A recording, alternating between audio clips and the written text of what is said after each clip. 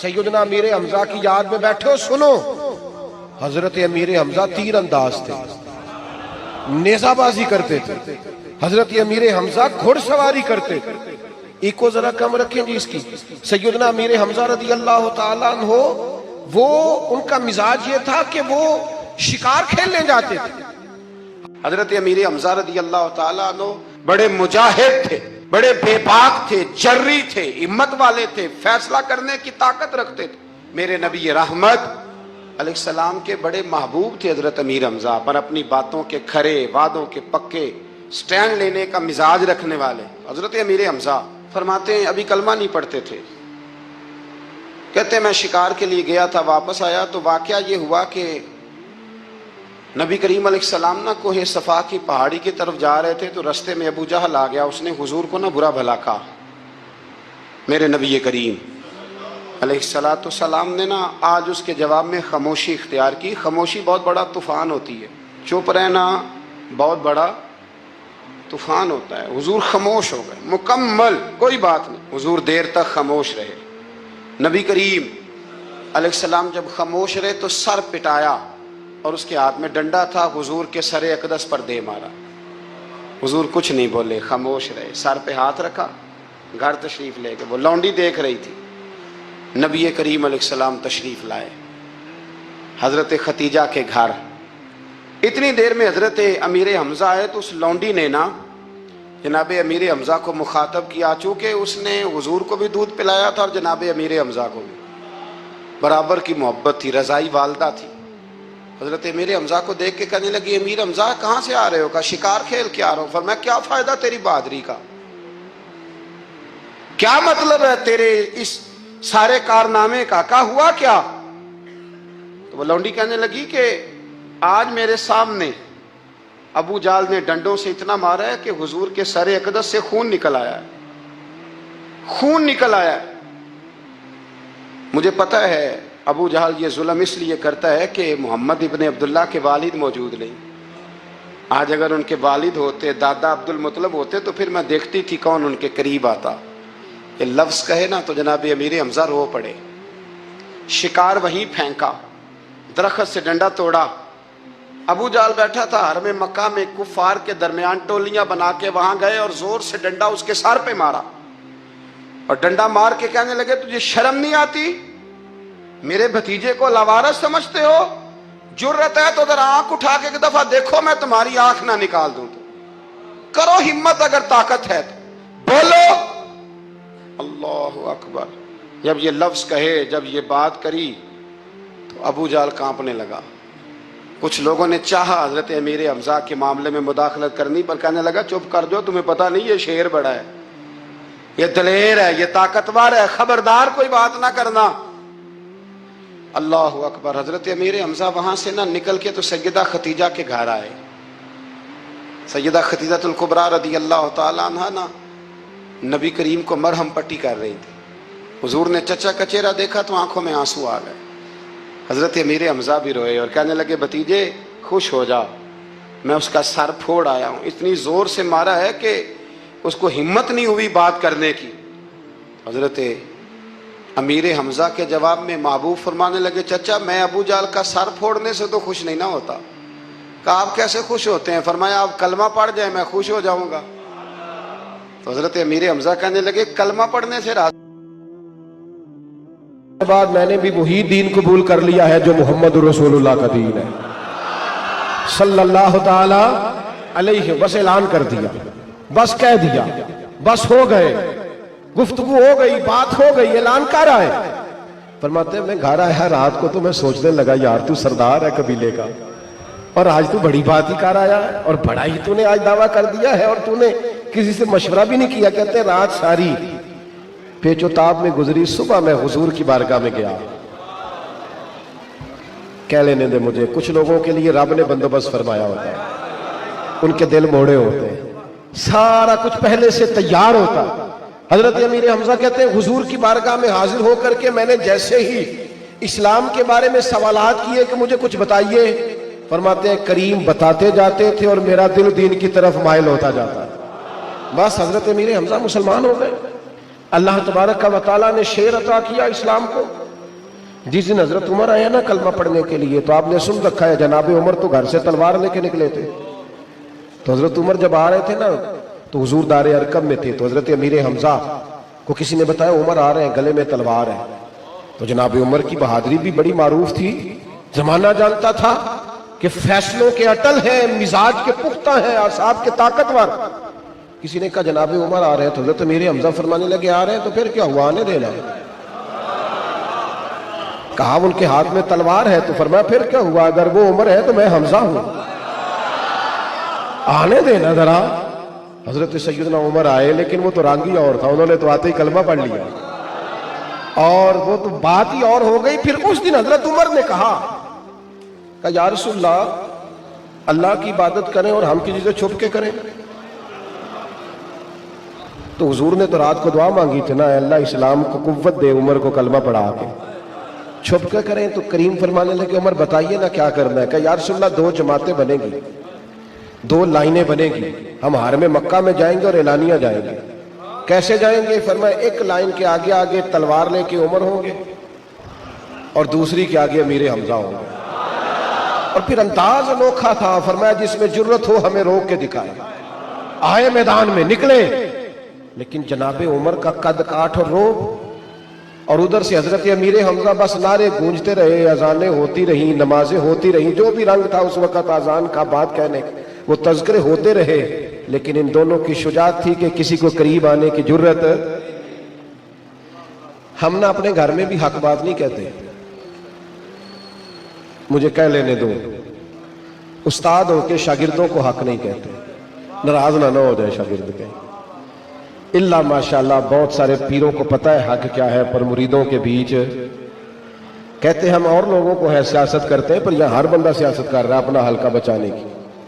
हर आदमी किसी न किसी जगह किसको क्या कहना है, कैसे सच रखना है, सब करते। ओ खुदा के बंदो, सच कौन बोलेगा, हक बात कौन करेगा? हदीस पाक सुनिए, नबी पाक सल्लल्लाहु ताला अलैहि वसल्लम ने फरमाया क़यामत के दिन अल्लाह ताला बंदे से सवाल पूछेगा कि वो मकाम था जहां तुझे हक बात कहनी चाहिए थी, तूने क्यों ना कही? तो अर्ज करेगा मालिक मैं लोगों से डर गया था, बंदे नाराज ना हो जाए, डर गया था। तो हुजूर फरमाते हैं रब करीम फरमाएगा मेरा ज्यादा हक नहीं था कि तू मुझसे डरता, मेरा ज्यादा हक नहीं था। अल्लाह से जो बंदा डरता है वो दलेर हो जाता है, ताकतवर हो जाता है। वला यखाफून लौमत लाइम ज़ालिका फज़लुल्लाहि यूतीही मन यशा, वो फिर किसी मलामत करने वाले की परवाह नहीं करते। आसाबी मजबूती, ताकतवर जहन, कच्ची पक्की बातें ना किया करें। ये एंजाइटी, ये डिप्रेशन, ये परेशानी, ये दबाव, ये जवानों के पास कैसे आया? मोमिन और टेंशन, मोमिन और डिप्रेशन, ला खौफुन अलैहिम वला हुम यहज़नून। अल्लाह फरमाते हैं जो रब के दोस्त है ना कोई खौफ होता है ना कोई गम होता है। मेरे अजीज, ये हजरत अमीर हमजा की जिंदगी का सबक सीखो। कमजोरी नहीं, कच्ची पक्की बातें नहीं, डरा और सहमा इंसान कभी चंद दिन जिंदगी के सही करके नहीं गुजार सकता, इसलिए ताकतवर होकर जिंदगी गुजारे। हजरत अमीर हमजा से हुजूर को बड़ा प्यार है। हुजूर फरमाते हैं मुझे अपने चचाओं में जनाब अमीर हमजा सबसे ज्यादा प्यार है। एक सहाबी ने कहा या रसूलल्लाह बच्चे का नाम क्या रखूं? फरमाया मुझे अपने चचा बड़े प्यारे अमीर हमजा, उनके नाम पे नाम रखना। हजरत अमीर हमजा से हुजूर को प्यार है। हजरत अमीर हमजा मैदान उहद में गए, वो शहीद किए गए, उनकी आंखें निकाली गई, नाक काटा गया, होंठ काटे गए, तकलीफ सही उन्होंने। महबूब ने आंसू बहाए। यहां लोग कहते हैं मैं बड़ा लाडला हूं, हजरत मुझसे बड़ा प्यार करते हैं, तो लाडले तो मुशक्कतें बड़ी सहते हैं, आपने कौन सी सही है? तो जितने लाडले थे सबने मुसीबतें बर्दाश्त की। हुजूर फरमाते हैं मैं सबसे महबूब हूं अल्लाह का, सबसे ज्यादा मुश्किलात मुझ पे आई हैं। तू घर बैठे बैठे कैसे लाडला हो गया? तू कैसे लाडला हो गया? तेरी गाड़ी का दरवाजा कोई और खोलता है, तेरे नारे लगते हैं, तू एक तिनका भी तोड़ने को तैयार नहीं, और दावा तेरा यह है कि मैं महबूब हूं। क्या 20,000 25,000 फीस लेके नात खानी की, तकरीर की, तिलावत की, सदारत की, तो इस नाम से लाडले हो गए? रस्मी बातें करके कोई लाडला होता है? यहां तो जितने लाडले थे حضرت امیر حمزہ سے لے کر سیدنا حسین ابن علی تک جتنے لاڈلے تھے وہ نیزوں کے بیچ نظر آتے ہیں، وہ تلواروں کے بیچ نظر آتے ہیں، زخم پہ زخم کھا کے جی، خون جگر کے گھونٹ پی، آہ نہ کر لبوں کو سی، آہ نہ کر، خبردار تیری آواز نہ نکلے، آہ نہ کر لبوں کو سی، یہ عشق ہے، کوئی دل لگی نہیں۔ عجیب بات ہے۔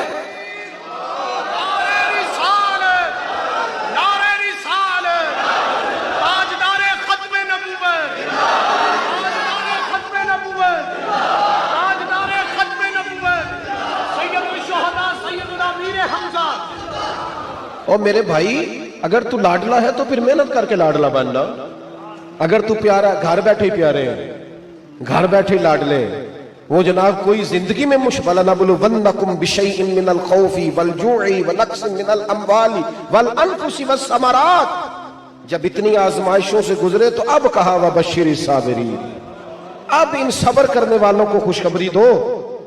اور میرے بھائی اس رستے میں تو جو بھی آیا، جے تو چڑھیا اتے دار بھی نہیں، جے تو وکیا عشق بازار بھی نہیں، تے ایڈا سستا سودا پیار بھی نہیں، تے ایڈا سوکھا لبدا یار بھی نہیں۔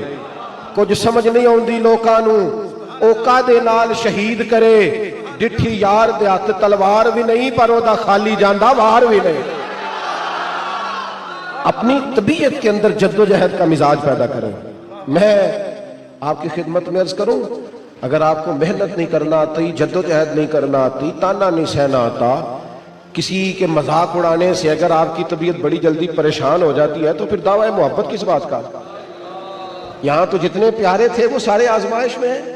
حضرت امیر حمزہ رضی اللہ تعالیٰ عنہ وجود سارا لخت لخت ہو گیا اور کیفیات اور کی اور ہو گئی، لیکن درجہ یہ ملا کہ محبوب نے بار بار ان کا جنازہ پڑھا، بار بار ان کا جنازہ۔ بعد مرندے مکھڑا میرا ہو جاوے جے تازہ، پھر سمجھ لینا محبوب میرے نے آن پڑھے ہے جنازہ۔